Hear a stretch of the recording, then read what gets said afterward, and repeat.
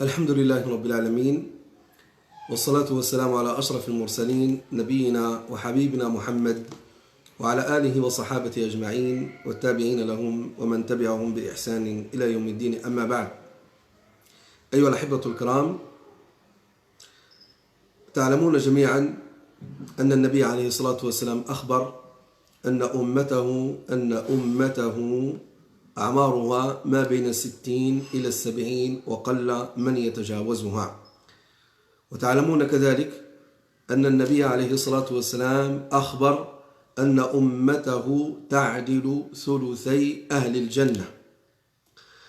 وأخبر النبي عليه الصلاة والسلام كذلك أن أمته أقل الأمم عملا وأكثرهم أجرا يوم القيامة. لما كانت هذه الأمور كلها، الله سبحانه وتعالى أعطى للأمة المحمدية مواسم، وأعطى للأمة المحمدية أعمال بها تضاعف حسناتهم وبها تضاعف أجورهم يوم القيامة. ومن المواسم التي أعطاها الله سبحانه وتعالى للأمة المحمدية شهر رمضان، الذي فضله الله سبحانه وتعالى على سائر الشهور.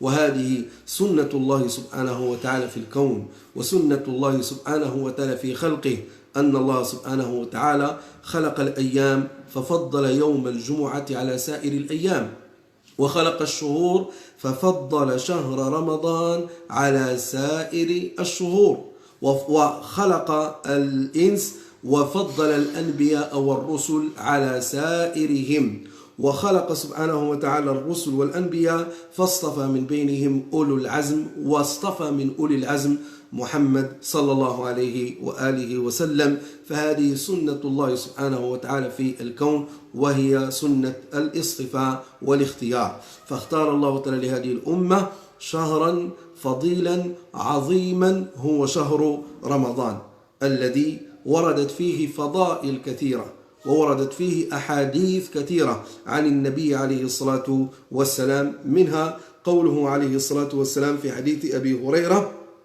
عند الإمام مسلم قال: الصلوات الخمس والجمعة إلى الجمعة ورمضان إلى رمضان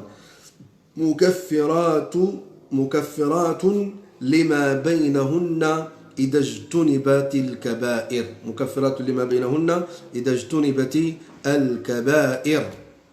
من الأحاديث كذلك أيها الأحبة الكرام حديث أبي هريرة أيضا قال رسول الله صلى الله عليه وسلم: رغم أنف رجل ذكرت عنده فلم يصل عليه، ورغم أنف رجل دخل عليه رمضان فانسلخ قبل أن يغفر له، ورغم أنف رجل أدرك عنده أبواه الكبر فلم يدخلاه الجنة. والحديث عند الإمام الترمذي رحمه الله تعالى. ومن الأحاديث كذلك قوله عليه الصلاة والسلام: إذا دخل رمضان فتحت له أبواب السماء وغلقت أبواب جهنم وسلسلة الشياطين. نستفيد من هذه الأحاديث الفائدة الأولى أن رمضان إلى رمضان مكفرات لما بينهن إذا اجتنبت الكبائر، أي أنه مكفر لصغائر الذنوب، ممحي لصغائر الذنوب. أما كبائر الذنوب فلا يكفرها إلا التوبة والاستغفار والرجوع على ما هو معروف ومعلوم في شروط التوبة. الفائدة الثانية أيها الأحبة الكرام أن الله سبحانه وتعالى أعطى للإنسان عدة فرص، فأعطاك الله سبحانه وتعالى ماذا؟ أعطاك الله سبحانه وتعالى فضل الصلاة على النبي عليه الصلاة والسلام، فيها أجر عظيم. أعطاك الله سبحانه وتعالى فضل صيام رمضان، شهر رمضان، مدرسة 30 يوم، إذا خرجت هذه المدرسة ولم تكن من الناجحين رغم أنفك. كذلك أيها الأحبة الكرام الله سبحانه وتعالى أعطى للإنسان بابا للجنة، وهما الوالدان، وهما الأبوين. من أحسن صحبتهما ومن أحسن القيام بهما كان من الفائزين، والعكس بالعكس. كذلك يا الأحبة الكرام، الفائدة الثالثة التي نستفيد أنه إذا دخل رمضان فتحت أبواب السماء، أي فتحت أبواب الخير كلها، ونادى منادي من الله سبحانه وتعالى: يا باغي الخير أقبل ويا باغي الشر أقصر. كذلك يا الأحبة الكرام أنه تغلق فيه أبواب جهنم وتفتح فيه أبواب الجنة. كذلك أيها الأحبة الكرام تسلسل فيه الشياطين ومردة الجن. من الأحاديث كذلك معاشر الأكارم قوله عليه الصلاة والسلام في حديث أبي هريرة أيضا قال: من صام رمضان إيمانا واحتسابا غفر له ما تقدم من ذنبه. من صام رمضان إيمانا، أي إيمانا بفرضيته وبوجوبه، فهو يصوم رمضان لكون الله سبحانه وتعالى قد فرضه ولكون الله تعالى قد أوجبه. ثم احتسابا، أي أنه يحتسب جوعه ويحتسب عطشه ويحتسب ترك شهوته لله سبحانه وتعالى. جزاء أيها الأحبة الكرام غفر له ما تقدم من ذنبه. فيه كذلك أيها الأحبة الكرام حديث أبي هريرة أيضا، وفيه يقول عليه الصلاة والسلام: إذا كان أول ليلة من رمضان صفدت الشياطين ومردة الجن وغلقت أبواب النار فلم يفتح منها باب، وفتحت أبواب الجنة أي أبواب الجنة كلها، وفتحت أبواب الجنة فلم يغلق منها باب، ونادى مناد: يا باغي الخير أقبل ويا باغي الشر أقصر، ولله عتقاء من النار وذلك في كل ليلة.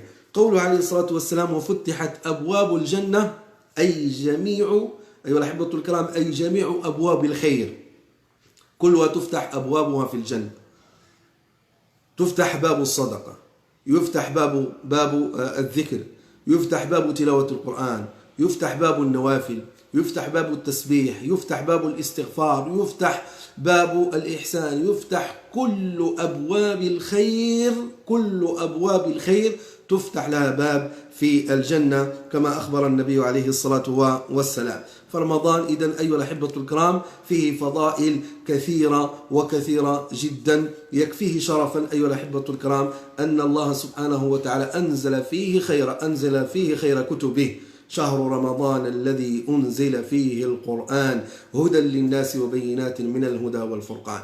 يكفيه شرفا أن الله سبحانه وتعالى جعل فيه ليلة قيامها يعادل قيام 1000 سنة. قال الله تعالى: إنا أنزلناه في ليلة القدر وما 1000 شهر، إن عبادته قيامها يعادل 1000 شهر. قال الله تعالى: إنا أنزلناه في ليلة القدر وما أدراك ما ليلة القدر، ليلة القدر خير من 1000 شهر.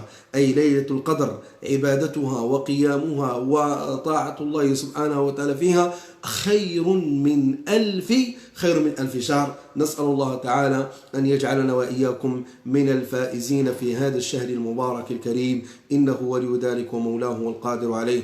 والسلام عليكم ورحمة الله وبركاته.